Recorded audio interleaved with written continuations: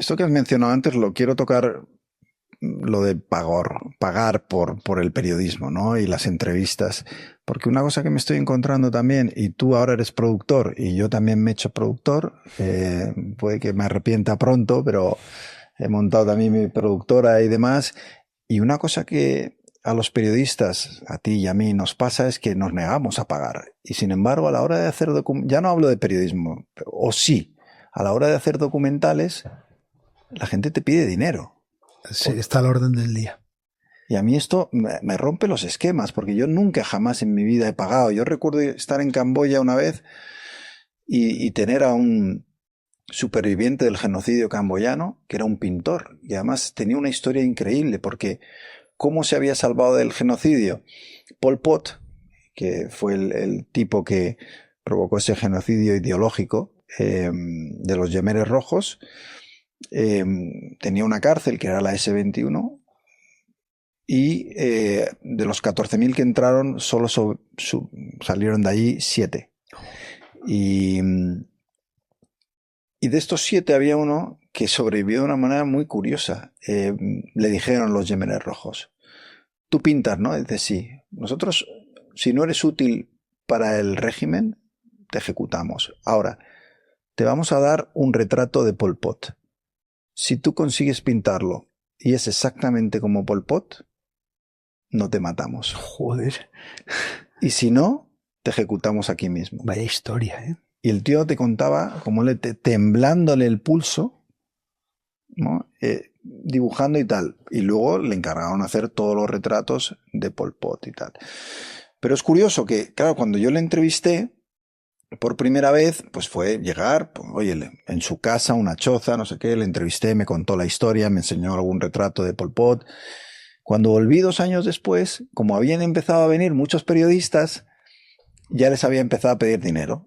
Y entonces me dijo: bueno, si me quieres volver a entrevistar es dinero. Le digo: bueno, un poquito de respeto, yo soy el pionero aquí, o sea, yo fui el que te hizo la primera, ¿no? O sea, pero ya se había convertido en un poco de un mercadeo, ¿no? Y veo que cada vez más esto se hace, ¿no? Pero es que fíjate que es verdad que tenemos esa premisa como reporteros criados en el periodismo en España. Yo tampoco nunca pagué por una entrevista. Y sin embargo, eso que antes decía como con orgullo innegociable, ahora me pregunto si es tan así. Porque, por ejemplo, pues los reporteros de Estados Unidos o británicos o franceses, pues ven muy normal presupuestar una partida para pagar algunos testimonios o algunas figuras que saben que tienen que pagar y conseguir esas entrevistas. Entonces, por ejemplo, el ejemplo que poníamos antes de este pandillero, de este jefe pandillero, si yo hubiera tenido una partida presupuestaria para pagarle, creo que el reportaje hubiera sido mucho mejor y creo que para los lectores hubiera sido muy brutal ver esa historia y ver esas fotos. Tendría mucha más fuerza y tendría además algo que nos transmitiría una realidad pues impactante, cruda, efectiva, ¿no? Entonces, sería como una inversión.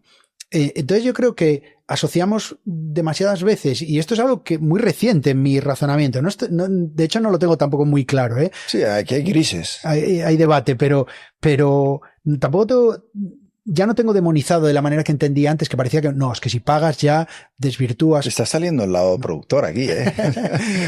Fíjate que me lo estoy llevando más al reporterismo, porque en documental yo creo que es que ya está tan a la orden del día no que se puede evitar. Sí. Que no se puede evitar. Pero fíjate que luego es verdad, y hablando de los grises, porque yo digo, yo no he pagado nunca a un protagonista de un reportaje. Y sin embargo, yo me han parado en un control en una carretera en Sulawesi, en Indonesia, y le he sacado el billete y le he pagado al tío rápidamente para que me dejara pasar, ¿no? Hubo una época en la que incluso llevaba alguna camiseta del Real Madrid y tal, cosas así que yo sabía que con eso los compraba directamente. Eso. O, por ejemplo, para entrar en Birmania, el pagar al cónsul de turno un dinerito, le das el pasaporte para que te haga el visado y dentro hay $100. Bueno, entonces digo, bueno, no creo en la pureza absoluta de nadie. Es decir, que al final sí que es verdad. A mí lo que me preocupa de pagar es que pueda condicionar. Es decir, que se convierta en bueno, como me ha pagado, le tengo que contar una historia que merezca la pena. Efectivamente. ¿Sabes? O sea, Ahí y está, que se vaya contento. ahí Entonces, está el oye, debate. pues lo voy a exagerar aquí o voy a... Entonces, sí creo que tener dinero por delante en las entrevistas condiciona. Es posible. Y sin embargo, vemos que es una práctica de periodistas y de medios, pues, que son top y que además tienen unos procesos de fact-checking brutales y que no se desvirtúa. Es decir, pues por ejemplo, aquí en España no pagamos. Pero tampoco tenemos aquí fact-checkers luego cuando llegas de vuelta. Es decir, me lo contó un tío en Haití o en el Congo o en Sierra Leona o en Birmania y nadie lo pone en duda. Es decir, no pagamos, pero tampoco nadie contrasta si efectivamente esta persona nos dijo esto. Entonces hay una dualidad ahí de nos damos golpes en el pecho de que no pagamos, pero a la vez tenemos unas precariedades aquí. De hecho, en Haití, me acuerdo, un periodista local que nos estaba ayudando como fixer y alucinaba. Decía, pero no tenéis presupuesto para las entrevistas. Y yo le dije, no.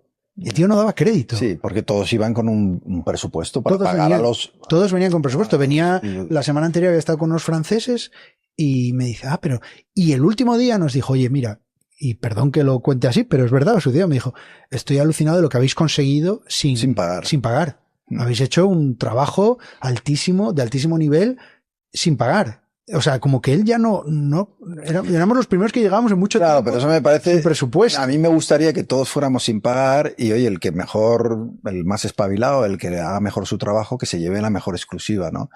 Y que no sea el medio que tiene más dinero al final el que acabe haciendo el mejor trabajo, teniendo más acceso. Pero y también bueno, el medio es el mundo ideal. Más dinero, en vez de una semana te envía 5 claro. y en 5 semanas consigues muchísimo más. Quiero decir, al final a veces hablamos y es indiscutible que New York Times o el Post o lo que sea, o la BBC, es indiscutible que tiene periodistas increíbles, pero una cosa, tienen mucho dinero. Mucho dinero. Mucho dinero. Y estoy seguro de que si ese dinero lo hubiese aquí, hay el talento suficiente para hacer esos reportajes. No, y aquí ha habido una generación de reporterismo cojonuda, y tú eres un ejemplo. Pero es que yo veo también ahora en las facultades de periodismo a reporteros muy buenos. Sí, o sea, gente que si le dieran los medios, es verdad que está precarizado, que no tienen casi oportunidades y demás, pero gente que escribe muy bien. El otro día me llevé a un grupo de estudiantes del máster de reporterismo de Radio Televisión Española y les encargué de escribir sobre cómo el turismo masivo estaba afectando al centro de la ciudad y demás, y luego me quedé muy impresionado con algunas de las crónicas que tuvieron poquísimo tiempo para hacerlas. Es verdad. Y para escribirlas, y la calidad era, la verdad, o sea, mucho mejor que algunos de nuestra generación que llevan 30 años escribiendo cosas que, bueno, aparte, ¿no?